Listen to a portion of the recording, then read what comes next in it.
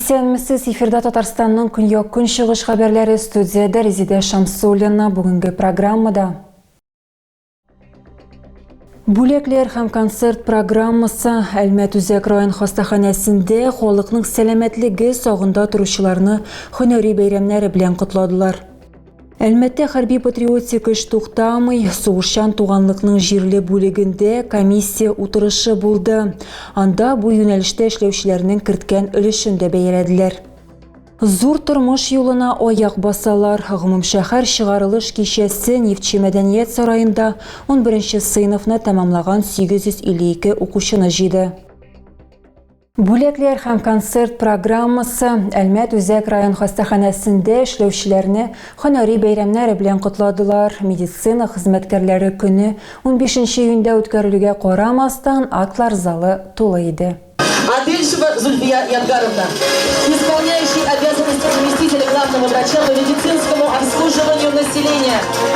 Җыелуның төп сәбәбе Әлмәт Үзәк район хастаханәсендә эшләүчеләрне күп еллык намуслы хезмәтләре өчен бүләкләү. Әле күптән түгел генә безнең сәламәтлек сагында торучылар үзләренең һөнәри бәйрәмнәрен билгеләп үттеләр. Сотрудник ценен каждый, все абсолютно сотрудники, и санитары, и медсестры, и врачи особенно. Врач это не только... Һәр хезмәткәр кадерле, санитарлар да, шәфкать туташлары да, һәм бигрәк тә табиблар. Медицина хезмәткәре ул табиб кына түгел, чөнки ул шәфкать туташларыннан башка берни дә эшли алмаячак. Шәфкать туташлары санитарлардан башка берни дә эшли алмый, шулай ук санитарлар машина йөртүчеләрдән башка. Пациентларны ашатырга кирәк, бу аш-су эшчеләре, баш табиб та сәркәтип һәм башка ярдәмчеләр. Шуңа күрә бу гомуми коллектив, алар пациентларның сәламәтлеген саклап калу өчен эшлиләр. Авыруларга көн сайын ярдәм итүчеләрнең берсе Ахяр Галиев. Ират сәламәтлек саклау өлкәсендә 30 елга якын эшли. Эшен санитар булып башлый, ашыгыч ярдәм фельдшеры булып, сүз уңаеннан әлегә кадәр ул кизү тора. Бу вакыт эчендә укуын дәвам итә һәм хәзер паралич суккан авыруларны тернәкләндерү белән шөгыльләнә. Приятно, конечно, очень, но самая лучшая награда, когда... Минем өчен иң яхшы бүләк авыр пациент йөри башлаганда. Миңа үз эшем ошый, үз һөнәремне яратам. Барлык коллегаларыбызга, медицина хезмәткәрләребезгә сәламәтлек, бәхет телим. Безнең авыруларга үзләренең якыннарын кочаклый алсыннар һәм тулы канлы тормыш белән яшәсеннәр өчен терелергә телим. Учреждениедә 1000-гә якын кеше хезмәт куя, шуларның 126-сы югары категориялы табиблар. Әлмәт Үзәк район хастаханәсенә 50 авыл ФАПы да керә.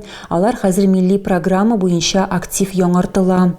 Бүген исә шәһәр һәм район халкының сәламәтлеге сагында торучыларны концерт белән сөендерделәр.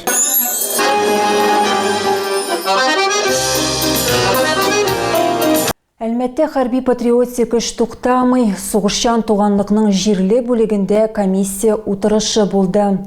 Анда бу юнәлештә эшләүчеләрнең керткән өлешен дә бәяләделәр. 11 активист медальләр һәм күкрәк тамгалары белән бүләкләнде. За патриотическое воспитание молодежи.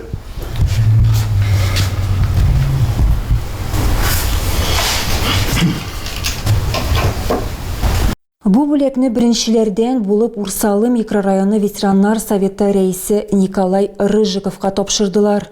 Аның яшьләрне тәрбияләүгә керткән өлеше бәялә бетергесез. Күпләргә ул футбол һәм хоккей буенча тренер буларак таныш, әмма патриотик тәрбия белән инде ярты гасыр шөгыльләнүен бик азлар белә. Но просто нужно всем родителям в школе и везде именно работать с ними, показывать пример.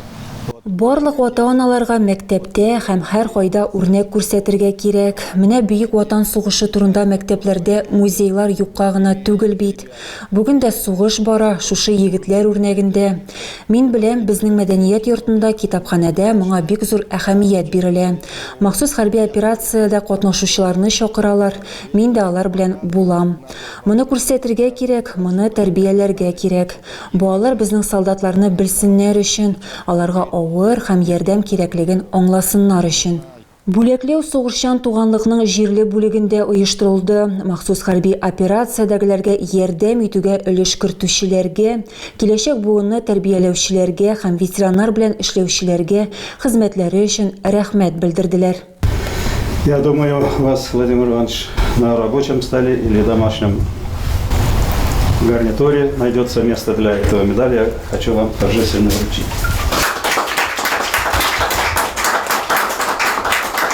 Владимир Яшанин ветераннар советын җитәкли һәм шәһәр тормышында актив катнаша. Рәис башкарылган эшкә бәя бирүдән тыш проблемалар һәм планнар турында да сөйләде. И чувствуем, сегодня немножко нас не хватает в школах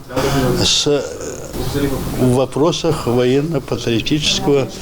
Без бүген мәктәпләрдә хәрби патриотик тәрбия бирү мәсьәләсе белән җитмәүбез сизелә. Балалар белән тормыш мәгънәсе турында, ватаныбызны саклау, бурыч турында дөрес сөйләшү чак кына җитеп бетми. Бу хакта да сөйләргә кирәк, моны да тәрбияләргә кирәк. Ягъни сентябрьдан мәктәпләрдә яңа программа белән килергә ниятлибез. Аерымлык билгеләре белән 11 активист бүләкләнде. 3 кешегә волонтерлык даны медале тапшырылды.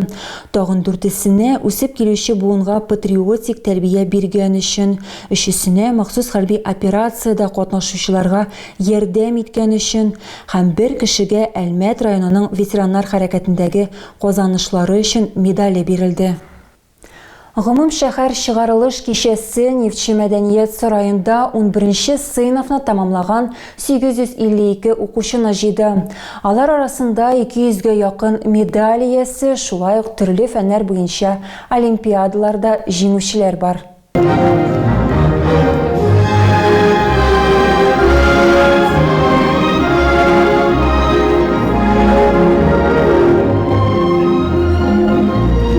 Бердәм дәүләт имтиханнары нәтиҗәләре буенча Әлмәт республика буенча уртача күрсәткечләрне узып киткән. Иң югары балларга бездә 13 укучы ирешә. 200-гә якын булачак абитуриент мәктәптән 112 алтын, 80 көмеш медальләр белән чыкты.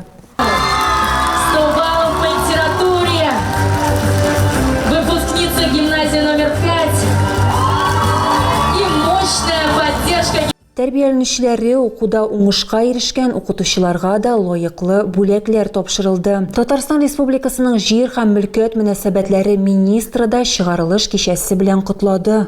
Хочется пожелать, чтобы знания, которые вы получили... Мәктәптә алган белемнәрегезне, мәктәп эскәмиясеннән үк булган дуслыгыгызны киләчәктә максималь файдалануыгызны телисем килә. Бүген моның өчен зур илебездә, бигрәк тә Татарстанда һәм әлбәттә илебезнең нефть башкаласында мөмкинлекләр бик күп. Чыгарылыш кичәсе яшьләр көнендә узды. Шуңа күрә уңайлы залдагы концерттан соң барысы да яңа тормыш этабына күчүне гомум шәһәр бәйрәмендә билгеләп үтәргә киттеләр. Яңгырлы көнгә карамастан яшьләр көне халыкны бәйрәм программасы белән сөендерде. Чарада 10 меңнән артык кеше катнашты. Ленин майданында Минхажев, Аммаш, Хижина музыканты кебек популяр җырчылар чыгыш ясады. Ә хедлайнерлар Анет Сай һәм Тенейдж булды. Бәйрәм салют белән тәмамланды.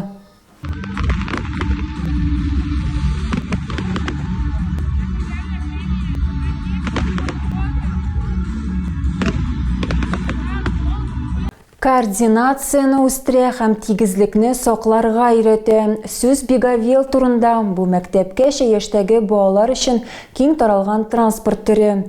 Әлмәт балалар бакчаларында тәрбияләнүчеләр нәкъ менә анда йөрүдә ярыштылар. Чара юл хәрәкәте иминлеге учреждениесе һәм дәүләт автоинспекциясе катнашында үтте.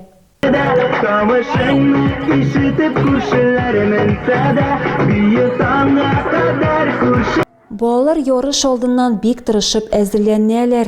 Теннис-Ситида алга бигавеллар бәйгесе узды.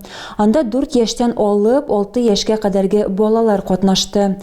Әмма ярыш алдыннан иң мөһиме саклагыч экипировка кию. Готов?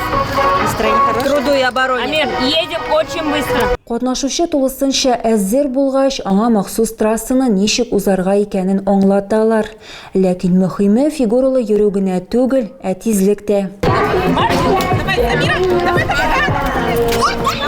Бәйгене оештыру эшләре белән юл хәрәкәте иминлеге учреждениесенең профилактика бүлеге һәм Золушка балалар бакчасы шөгыльләнде.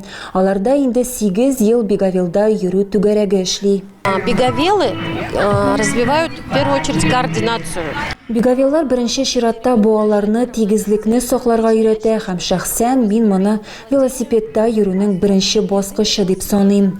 Һәм инде Бигавилда йөргәндә ул маневрлар ясарга һәм юл хәрәкәтенең элементар кагыйдәләренә өйрәнә.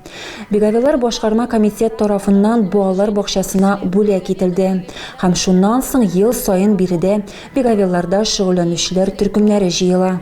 Бу транспортның файдасын ата-аналар да раслый һәм кечкенәдән аның ярдәмендә координацияны үстерергә тырышалар. Алар өчен ярышларда катнашу кызыклы тәҗрибә. Ну, это наше первое соревнование. С Бигавелом они познакомились в 3 годика. Бу безнең беренче ярыш. Бигавел белән алар 3 яшьтә таныштылар. Ягъни җәй көне әбиләренә китәләр, анда Бигавелда йөриләр. Аларга ошый. Бик файдалы, беренчедән күпкә мобильрәк, балаларның кайчан килеп җиткәннәрен көтәргә кирәкми. Шулай ук бу спорт координацияны, вестибуляр аппаратны үстерә. Велосипедка җиңел күчтеләр. Миңа ярышлар ошады. Нам предложили в садике. Безгә балалар бакчасында тәкъдим иттеләр һәм без баланы яшь ярымнан ук Бигавелда йөрергә өйрәтә башлагач катнашып карарга булдык. Ярышта шәһәрнең 7 балалар бакчасы катнашты. Бу 22 бала, алар үзләренең усталыкларын, җитезлекләрен һәм тизлекләрен күрсәттеләр. Летний период разнообразит. Җәйге чорны балалар истә калдырсыннар өчен менә шундый матур чара белән төрлеләндерергә кирәк. Шул ук вакытта биредә без ата-аналарны да балаларның юл транспорт травматизмын профилактикалауга чакырабыз. Балалар һәм олылар Бигавилда, велосипедта һәм индивидуаль мобильлек чараларында ничек дөрес йөрергә икәнен белсеннәр өчен. Бу юлы бүләкләрне барлык катнашучылар да алды. Бәйге юл хәрәкәте иминлеге учреждениесе һәм дәүләт автоинспекциясе катнашында үтте. Вот это мужчина, молодец, давай. Химия булды, әмма без аерылыштык проектының 5 ел эшләү дәверендә Әлмәттән 200-гә якын хатын-кыз яман шеш авыруы белән көрәшү тарихлары турында уртаклашты. Оештыручылар фототерапия реабилитацияләүдә ярдәм итә ала дип саный. Бу юлы студияда 16 катнашучы җыелды. Бу хатын-кызларны гади тормыш авырлыклары куркытмый, алар яман шешне җиңгәннәр һәм хәзер башкаларга да барысында җиңеп була дип сөйләргә телиләр. Химия булды, әмма без аерылыштык проектының фотосессиясе Әлмәт хатын-кызларын кабат җыйды. Кадрда бернигә дә карамастан үз-үзләренә ышанычларын югалтмаган 16 профессиональ булмаган модель. Оказываем поддержку психологическую прежде всего людям, которые столкнулись с онкологическим. Барыннан да элек яман шеш диагнозы белән очрашкан кешеләргә психологик ярдәм күрсәтәбез. Фотосурәтләрне пациентларга ярдәм итү өчен арт-терапия усулы буларак кулланабыз. Иң элек аларның нинди матур булуларын искә төшерергә һәм хәзер терелү юлында булганнарга ярдәм итәргә. Проект кысаларында күргәзмәләр дә үткәрелә. Анда фотосурәтләрне тормышның иң катлаулы чорларының берсе турындагы язмалар узата бара. Һәм монда максат конкрет хатын-кызларга ярдәм итү генә түгел, ә терелү юлында булганнарны да илһамландыру. Проект гамәлдә булган 5 ел эчендә Әлмәттә йөзләгән хатын-кыз кадрда булган. Үзләренең фотосурәтләре белән алар яман шеш хөкем карары түгел, авыру икәнен исбатлый. Рус акташында котыру авыру ачыклануы сәбәпле карантин керттеләр. Бу хакта безгә баш ветеринария табибы сөйләде. 2 атна элек волонтерлар дәвалануга мохтаҗ этне клиникага алып килгәннәр. Ә берничә көннән ул үлгән, ачыкланганча эттә котыру авыруы булган. Шуңа бәйле рәвештә республика рәисе чикләү чаралары турындагы указга кул куйды. 60 көнгә карантин кертелде. Этне тоткан урында барлык билгеләнгән гамәлләр Мы уже полностью начали вот эту территорию, ближайшую на 2 километра территории, где находятся теплокровные животные. Біз кішілерде жылы қуанлы хайваннар, итлер, пістилер, сыйырлар, уақ мөгізлі тірлік, дуңғызлар болған территорияны тулысынша башладық инде. 2 километр тиресі. Тағын бір тапқыр құтыруға қаршы ашығыш рәвіште вакцинациялы өткәрәбіз һәм күзәту алып барабыз. Тағы да күбрәк яңалыклар һәм тапшырулар белән безнең сайтта таныша аласыз. Без социаль челтәрләрдә дә бар хәбәрләр юллагыз. Бүгенгә менә шулар. Мин сезнең белән сау булашам. Исән-имин булыгыз.